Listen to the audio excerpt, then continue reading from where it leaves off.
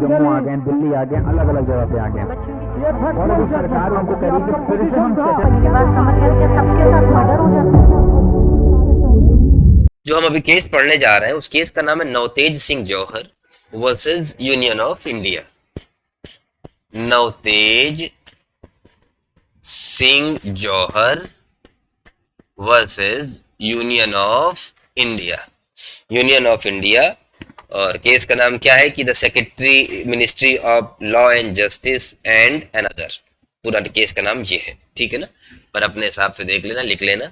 Date of judgement जो इस case की 6 सितंबर 2018 है, ठीक है ना, सितंबर 6 2018 है।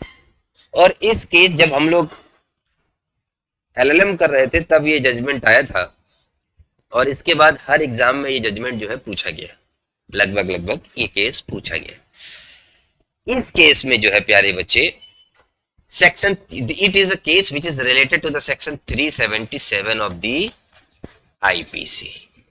एक बात आपको ये भी पता है कि 377 अब आपके बीएनएस में मिल नहीं रहा है, you also aware with this fact, ठीक है ना। तो ये बात है। तो इस केस में कोर्ट ने कहा कि देखो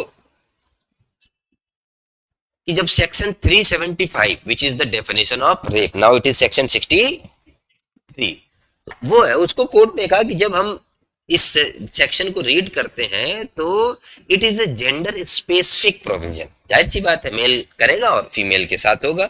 and this particular provision for the protection of women, ठीक है ना, as only a man can commit the rape of a women. ये बात मैं शुरू से बता रहा हूं कि सिर्फ मैन ही करेगा और वुमेन का ही रेप होगा, ये बात आई, ठीक है ना। सो जो है, क्योंकि कोर्ट ये प्रिजम्पशन है कि भाई साहब मैन ही रेप कर सकता है, वुमेन तो कर नहीं सकती, और मैन का रेप भी नहीं हो सकता। मैन के साथ क्या होगा उसका इंतजाम 377 में हमने ऑलरेडी कर रखा था। तो प्यारे बच्चे, इस केस में कोर्ट ने क्या कहा, ये केस जो है 377 को इस केस ने जो है वो एक तरीके से दो बातें बताई कि 377 को पार्टली स्ट्रक डाउन किया। पार्टली स्ट्रक डाउन का मतलब the consensual sexual relationship under section 377 which is now एबोलिश्ड, जो अब नहीं है, ठीक है ना। कोर्ट ने कहा कि doesn't found any rational criteria, ठीक है ना। कोर्ट ने ये कहा कि देखो sexual intercourse and intimacy which is the consensual nature, consent है between the adults in private cannot be treated as carnal intercourse against the order of nature। Section 377 की हेडिंग क्या है, अननेचुरल ऑफेंसेस। अब ये नहीं है, ठीक है ना। तो अननेचुरल ऑफेंस किसको बोला गया, विच इज नॉट नेचुरल। तो अब इतना डिस्कोर्स बदल गया। जस्टिस दीपक मिश्रा भी इसी केस में जज थे, बाकी जज भी थे, चंद्रचूड़ साहब भी थे, बहुत सारे जज इसमें थे। तो उन्होंने इस बात पे ये कहा, बच्चे अगर ध्यान से देखा जाए, उन्होंने कहा कि ट्रांसजेंडर्स को जो है सिक कहना, बीमार कहना, that is not true. It is true that they are very miniscule fraction of the society, बहुत छोटा नंबर है। इट डजंट मीन कि हम उनकी वॉइस को दबा दें। उन्होंने कहा कि just because they have different sexual orientation, इसका मतलब क्या हुआ, मतलब तो इसका यही है कि मेल फीमेल की तरफ अट्रैक्ट होता है और फीमेल मेल की तरफ अट्रैक्ट होती है, ये जनरल रूल है, ठीक है ना। और ये जो तीसरी एक कैटेगरी है, ठीक है ना, जो 377 के अंदर फॉल करती है, वो डिफरेंट सेक्सुअल ओरिएंटेशन है उनका, और उसी को हम क्या बोल रहे हैं, उसी को हम बोल रहे हैं कि against the order of nature. तो एक तरीके से दूर से अगर तुम खड़े होकर देखो तो a majority deciding what is the against the order of nature. अगर यही लोग मेजॉरिटी में आ जाए तो फिर बाकी सब क्या हो जाएंगे, माइनॉरिटी हो जाएंगे, और इनको बोला जाएगा this is against the order of nature. पुरुष पुरुष से बात करे, स्त्री स्त्री से बात करे, दोनों अलग हैं, एक दूसरे से क्यों बात करें। अगर मेजॉरिटी में आ जाए तो इस नजरिए से देखो तो बड़ा अच्छा वर्डिक्ट था ये। तो सुप्रीम कोर्ट ने, जो हमें इस केस में याद रखना है, इस केस में Navtej Singh Johar versus partly unconstitutional किया, यानी कि बाकी जो है उसको हमने नहीं हटाया, बिस्टलिटी को नहीं हटाया, है ना। अभी प्रोविजन मिल नहीं रहा है, तो हमने इसमें क्या बोला कि the consensual relationship under section 377 जो हमारी हुआ करती थी, ठीक है ना, is not founded any rational criteria, कुछ मिल नहीं रहा। उन्होंने ये भी कहा कि sexual expression and intimacy of consensual nature between adults in private cannot be treated as a carnal intercourse against the order of nature। यानी यही वो केस है जिसमें 377 को पार्टली स्ट्रक डाउन किया गया। अब ये ऑफेंस नहीं है, और पहले ब्रिटिश टाइम में इसको एज ए बड़ा टूल इस्तेमाल करते थे किसी को भी गिल्ट करने के लिए, ठीक है ना। दो पुरुष कहीं कोने एक आध में खड़े हैं, उनके ऊपर चार्ज लगा दिया 377 का, जाओ जेल में, क्या पता गुप्त बात कर रहे हो कोई, है ना। अब सिचुएशन थोड़ी दूसरी है, अब ठीक है, लेकिन सिर्फ कंसेंसुअल इंटरकोर्स, विदाउट कंसेंट वो भी नहीं, ठीक है। इसीलिए मैं इसमें मैंने क्या कहा कि जो है पार्टली स्ट्रक डाउन किया गया।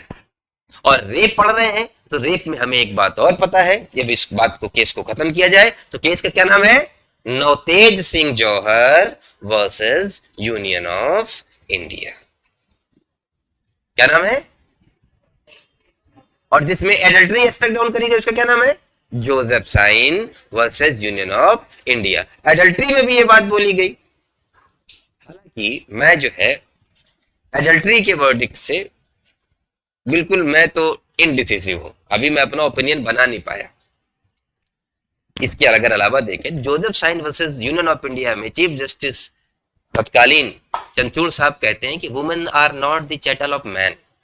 मैं इस लाइन का मतलब इंटरप्रेट नहीं कर पाया कि ठीक है women are not the chattel of man, चलो कोई बात नहीं, ठीक है, दूर तक देखा जाए, what about the institution of marriage, what about the institution of marriage, कोई प्रोविजन है उसका, है? बोलो कि भाई साहब फिर जब आप हिंदू मैरिज एक्ट पढ़ाते हो तो आप बोलते हो कि जब तक पूरे ना हो फेरे साथ दुल्हन नहीं दूल्हे की, यानी इंपॉर्टेंस ऑफ सेरेमनीज की मैं जोर देने की कोशिश कर रहा हूं कि सेरेमनीज नहीं तो शादी नहीं। भाव Rao Lokhande versus state of Maharashtra, इस तरह के 20 केस तुम्हें बताए होंगे टीचर ने, ठीक है ना, कि एक से शादी करी और दूसरे को मंदिर में ले गया कि चलो मैं तुमसे आज जी, हम दुनिया हमारे खिलाफ है, भगवान तुम्हारे साथ है, शादी कर लेते हैं, जस्ट एक्सचेंजेस दी गारलैंड्स। शादी हुई, जब बाइगेमी का मुकदमा पता लगा सेरेमनीज ही नहीं हुई, और सेरेमनीज नहीं तो शादी नहीं हुई, वो सांप बच के दूर खड़ा है।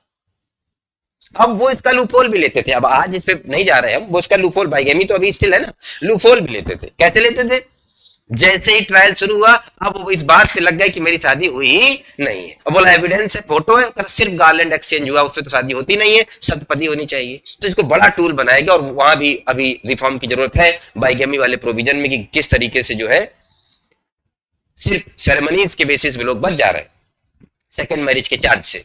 तो वहां इतना प्रोटेक्ट कर रहे हो तुम बाइगेमी को, इंस्टीट्यूशन ऑफ मैरिज को, और फिर आप कह रहे हो womens are not the chattel of man. ये कौन कह रहा है कि womens are the chattel of man, ये कोई नहीं कह रहा है, बट बोथ आर कंपेनियन ना, इवन आफ्टर द मैरिज, है ना, prior to the resolution of marriage, तब तक तो कंपेनियन सही नहीं है। मेरी बात समझे कि नहीं समझे।